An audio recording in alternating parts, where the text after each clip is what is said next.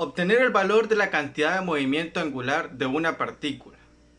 Obtener la torca ejercida sobre una partícula. Podría sonar un poco extraño, pero para nosotros estudiantes de la asignatura de Física 1 de la Universidad Nacional de El Salvador, estamos un poquito más relacionados con estos términos, porque recientemente los hemos estado estudiando.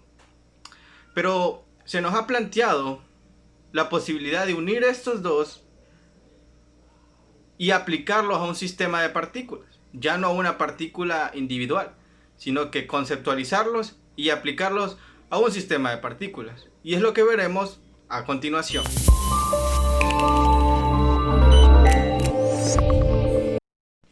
Vamos a empezar definiendo lo que es la cantidad de movimiento angular.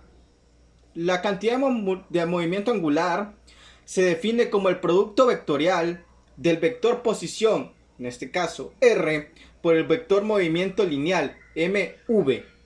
Se representa con la fórmula que ustedes actualmente están viendo en nuestra pizarra. Quiero también definir lo que es una torca. Y la torca es la medida de la tendencia de una fuerza para provocar o modificar el movimiento de rotación de un cuerpo. La torca nosotros la vamos a calcular dependiendo de la magnitud de la fuerza que se ejerce y de la distancia perpendicular entre el punto O y la línea de acción de la fuerza. Esta distancia perpendicular es la que se le llama comúnmente en física brazo de palanca. Ustedes han visto aquí la manera en que se escribe matemáticamente la fórmula de la obtención de la torca, donde F es la magnitud de la fuerza y L es la distancia perpendicular desde el punto O.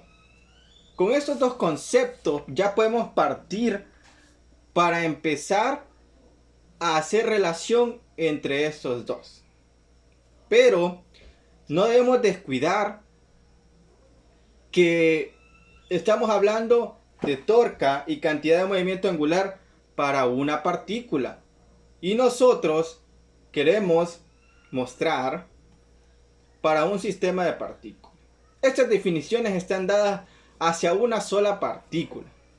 Pero ahora tenemos que esta partícula salió y se juntó con sus amigas partículas. Y ahora son un conjunto de partículas, lo que nosotros en física conocemos como sistema de partículas. Hasta aquí bien, ya tenemos torca, cantidad de movimiento angular y sistema de partículas. Ahora, para relacionar esto, ¿qué tenemos que hacer? Para ello vamos a utilizar una fórmula buenardas, infalibles, porque tenemos que relacionar estos tres conceptos. Para empezar a relacionarlo vamos a calcular la cantidad de movimiento angular total del sistema de partículas. ¿Okay? Ya no solo de la partícula, sino que del sistema total de las partículas. Para ello decimos que la cantidad de movimiento angular total del sistema es el vector suma de las cantidades de movimientos angulares de todas las partículas del sistema. Y la representación matemática la tenemos justo acá en la pizarra, para que tomen nota. A su vez necesitamos calcular la torca resultante que actúa sobre el sistema. Esta torca está dada por la suma de las torcas netas que actúan en el sistema y se aplica mediante esta fórmula. Ahora, ¿por qué decimos torcas netas? Es importante aclarar que cuando decimos las torcas netas, hablamos de las torcas internas debido a las fuerzas internas de las partículas que ejercen unas sobre otras, pero también las torcas externas que son ejercidas por objetos fuera de nuestro sistema. Ahora, acá ya tenemos un problema. Porque tenemos dos tipos de torcas, las externas y las internas.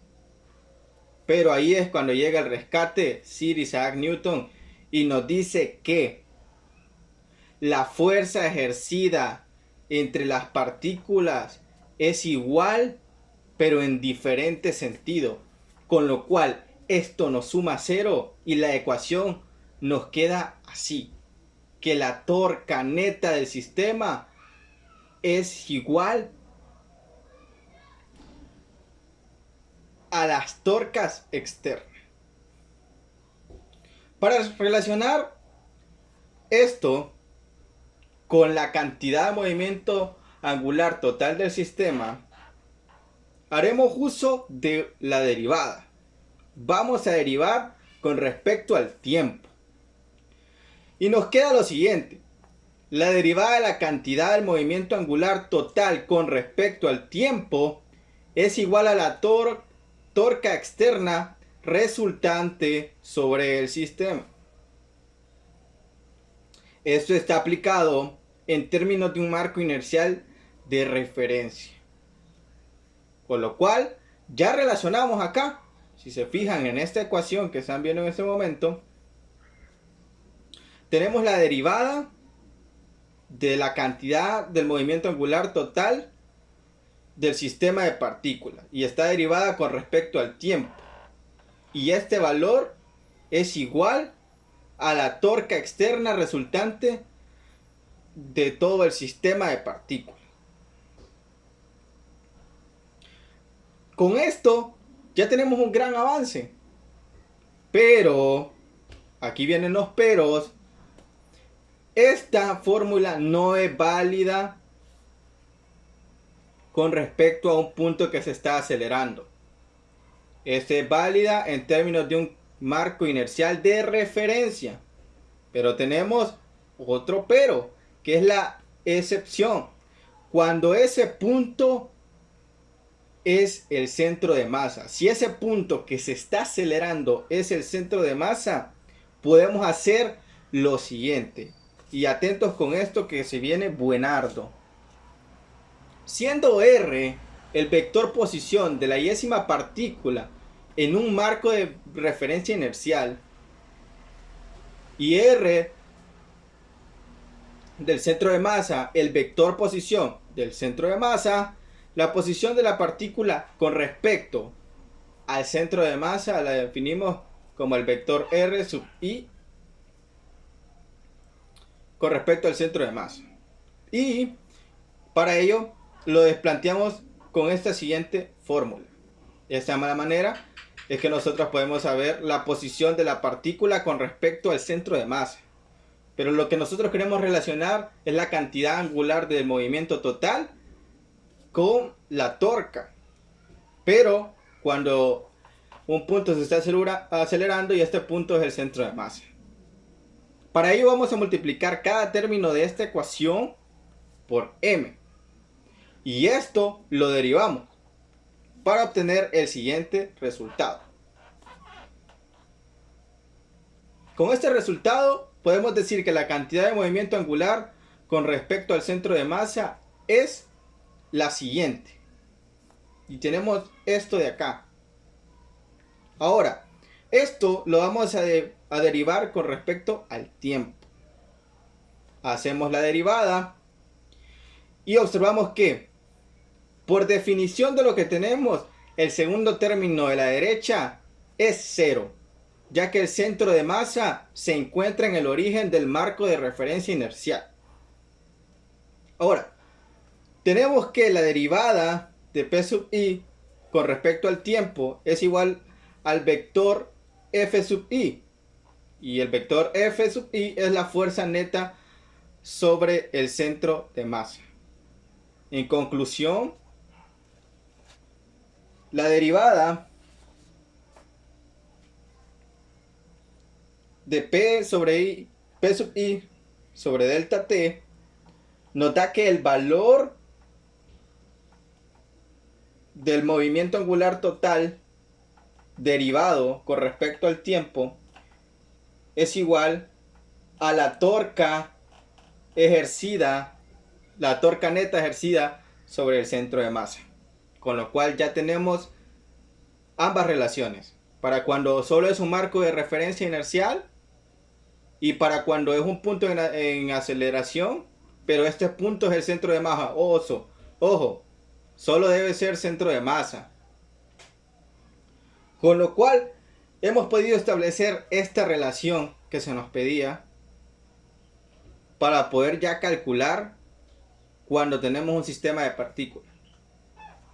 Pero hemos preparado un ejemplo para que te quede esto más claro. Porque si solo hablamos de un marco de referencia inercial y no tenemos un ejemplo real, algo tangible, quizás no se termine quedando muy claro. Así que para ello tenemos preparado un ejemplo que espero te guste y espero puedas comprenderlo. Gracias por haber quedado hasta acá. Nos quedamos con el ejemplo y espero puedas comprenderlo todo. Gracias por la atención prestada. Ha sido un placer hablar sobre física y nos seguimos viendo por este canal. Buen día, a mí me ha correspondido con un grupo darle solución a un problema del tema que nos ha tocado como cantidad de movimiento angular y torca para sistema de partículas. Entonces vamos a comenzar con su resolución. Entonces ya tengo copiado aquí el problema que vamos a solucionar y comienza así. Una esfera de arcilla de masa m se dirige hacia una barra de masa 3m y longitud l. Con una velocidad v, la barra puede girar libremente alrededor de un eje en uno de sus extremos.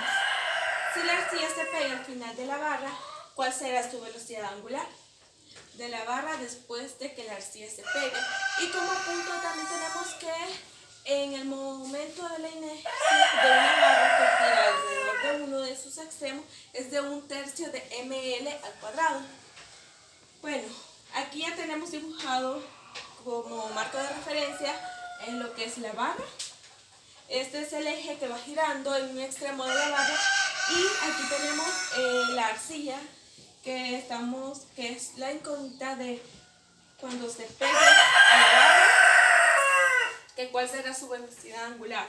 Entonces, como en este caso, en este sistema no hay como una torca extrema, entonces como no hay una torca extrema, tenemos los datos, aquí más o menos se ve, de LI y es igual a LF y MBL es igual a I entre W. Entonces, ¿qué son los datos que se pueden recopilar sobre esto y esto? Entonces vamos a ir de una vez a su resolución. Esta es más bien una fórmula, entonces vamos a hacer que M aquí es igual a M, L es igual a, vamos a tener los datos de esto, que va a ser los principales datos que tenemos de 1/3 de ml, vamos a poner aquí que es 1/3 de m, no me cabe aquí, entonces lo voy a hacer más pequeño. ML es igual a 1/3 de ml al cuadrado más, entonces más lo que es lo mismo de ml que encontramos por aquí, entonces vamos ml y cerramos corchete. Entonces MUL, esto vamos a hacerlo para que también anulemos los datos que tenemos en la fórmula. Entonces, al sumar esto, 1/3 de ml al cuadrado más ml, tenemos lo que son 2, de acuerdo a la fórmula, 2ml al cuadrado. Entonces, como lo primero que vamos a hacer es anular también los datos que tenemos en la fórmula, entonces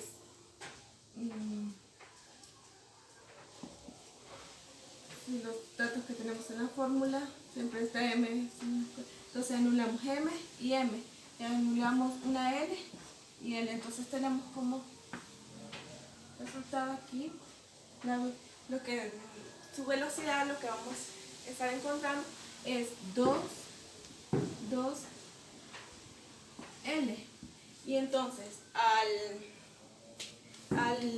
ya sustituir lo que nos falta de esto, para tener ya de una vez la respuesta, entonces ponemos como W es igual a 2L, y entonces como esto está multiplicando al otro lado, entonces cuando lo pasamos al otro lado va a pasar como dividendo. Y esta sería la respuesta del problema solucionado.